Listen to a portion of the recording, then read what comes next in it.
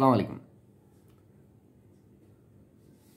5ই August 2024 ছাত্র জনতা এবং এদেশের সর্বশ্রেণীর মানুষের সহযোগিতায় যে একটি ফ্যাসিস্ট সরকারের বিদায় হয়েছে তা 7 মাস হয়ে গেল প্রায়। এই 7 মাসের দিকে এসে 7 মাস পর ছাত্ররা, যেটা বৈষম্যবিরোধী ছাত্র আন্দোলন ছিল, পরবর্তীতে যে নাগরিক কমিটি হয়েছে, সেই নাগরিক কমিটি 28 তারিখে অর্থাৎ ফেব্রুয়ারির 28 তারিখে অর্থাৎ গেল শুক্রবার তারা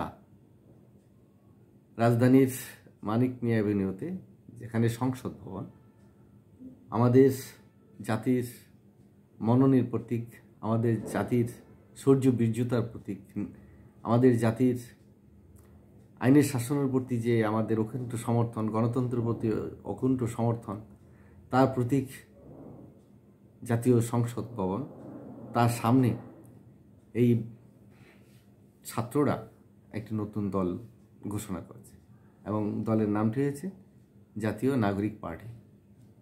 ইংরেজিতে ওটা হয়েছে এনসিপি, ন্যাশনাল সিটিজেন পার্টি। সেই পার্টি গঠন করেছে, সেখানে বেশ কয়েক লাখ মানুষ হয়েছে। তো আমি ঢাকা আছি, ভাবলাম যে ইতিহাসের সাক্ষী একটু হয়ে থাকি, পার্টি কি হবে না হবে সেটা পরের কথা, কিন্তু একটি জন্ম দেখি না কিভাবে কি হলো। তো কালের সাক্ষী, আর বয়সও তো কম হয়নি, তো মনে হলো যে হাঁটতে, আমার বাসার থেকে বেশি দূর না, 10-15 মিনিট হাঁটলেই ওই জায়গাটা পাওয়া যায়। তো আমি গেলাম, গিয়ে তো অবাক হয়ে গেলাম, চারদিকে লোকে লোকারণ্য, এত মানুষ,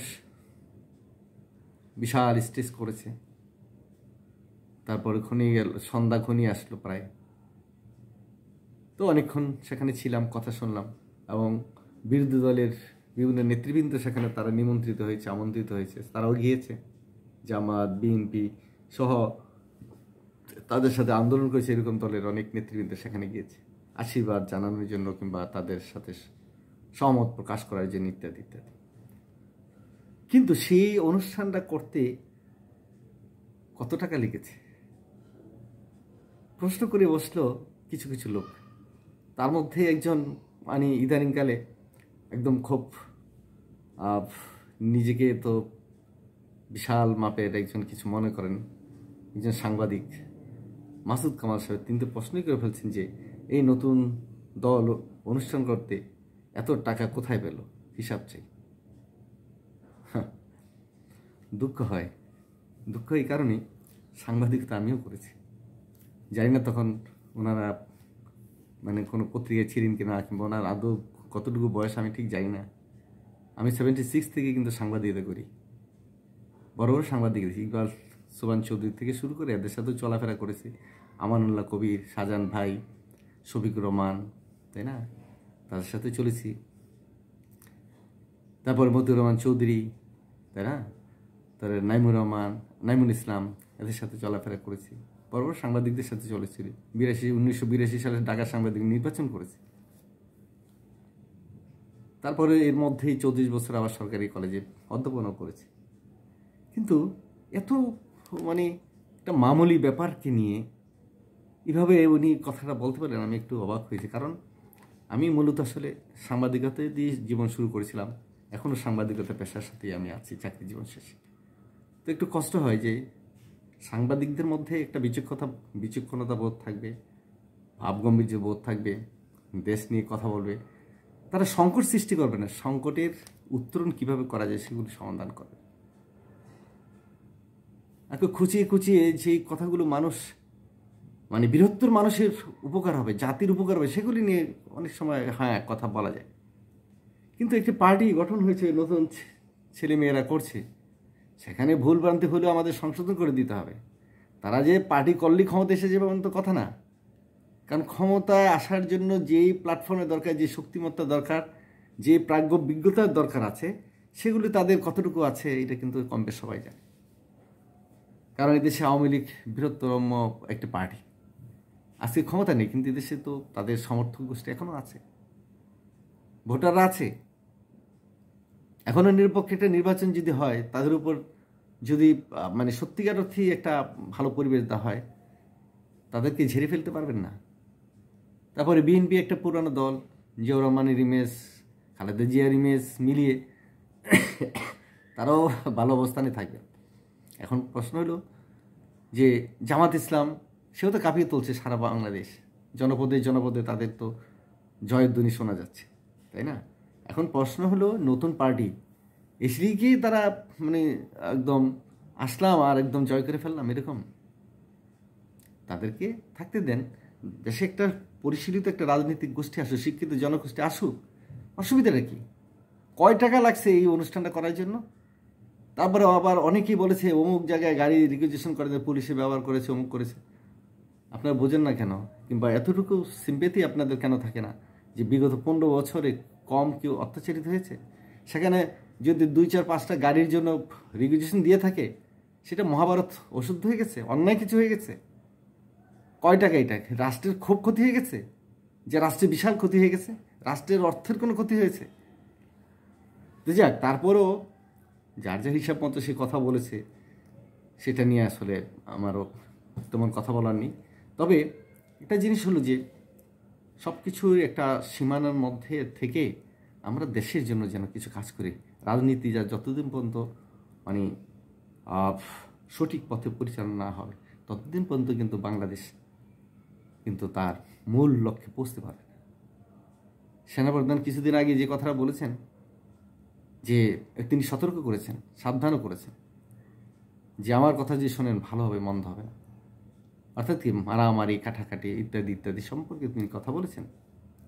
সেগুলি নিয়ে অনেক কথা হয়তো হয়েছে, হবে, আরও ভবিষ্যতে হবে। কিন্তু আমি প্রসঙ্গটা বলতে চাচ্ছি যে আমাদের দেশে একটা পরিশীলিত রাজনীতি থাকা উচিত।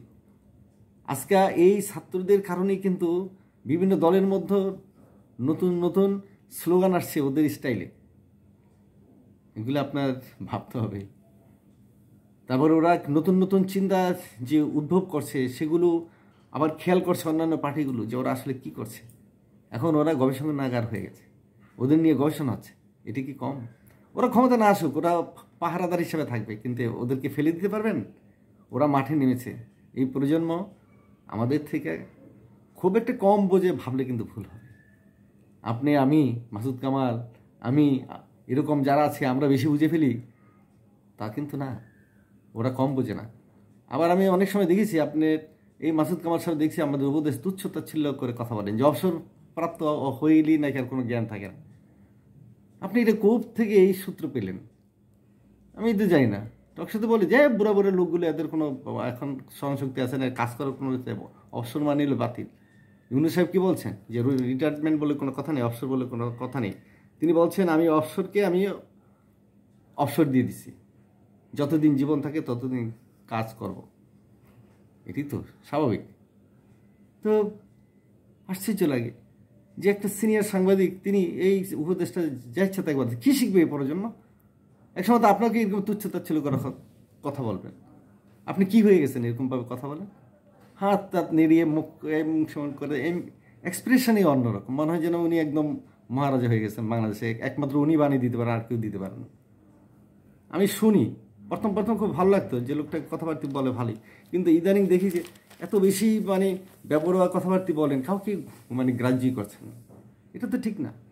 সম্মানী মানুষ সম্মানী জায়গায় থাকেন, দেশের জন্য কথা বলেন, ন্যায্য কথা বলেন, সুন্দরভাবে কথা বলেন, আমরা শুনবো, আপনাকে সমর্থন দেবো। কিন্তু এই যে যারা রিটায়ার করেছেন, চাকরি করেছেন 30 বছর, সচিবের দায়িত্ব পালন করেছে, তাদেরকে আপনার কিছু একজন জেনারেল, মেজর জেনারেল একজন হয়েছেন, একটা লেফটেন্যান্ট জেনারেল হয়েছেন, তাদেরকে আপনার মানে পাত্তাই দিচ্ছেন না।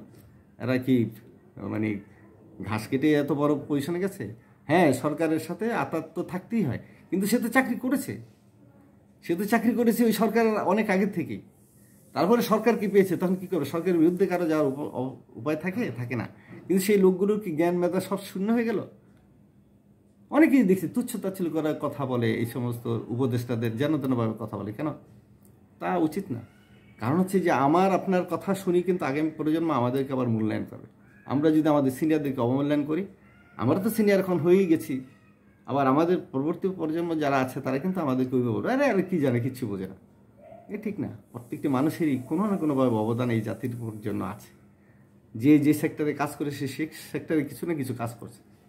যাই হোক, যে নতুন দলের টাকা কোথায় পেল ওই প্রসঙ্গে কথা বলতে গিয়ে ওই সিনিয়র সাংবাদিক মাসুল কামালের যে প্রশ্ন, সেখানে একটা টকশোতে এই নতুন দলের যে যুগ্ম আহ্বায়ক সরোয়ার তুষার সে গিয়েছে, সে বলল যে আমাদের 187 জন কেন্দ্রীয় সদস্য আছে, সেই কেন্দ্রীয় সদস্যগুলো আমরা মাসিক কমপক্ষে 1,000 টাকা করে দিই, কেউ 5-6 হাজার টাকাও দেয়। তারপরে টকশো করে দিয়ে আসে, তার অর্ধেক টাকা আমরা এখান থেকে নিয়ে, বিভিন্ন ইভেন্ট আছে। তারপরে এই যে অনুষ্ঠানের জন্য বিভিন্ন জায়গা থেকে আমরা কিছু টাকা তুলেছি, আর যারা আসছে সদস্য তারাও কিছু টাকা পয়সা তুলেছে।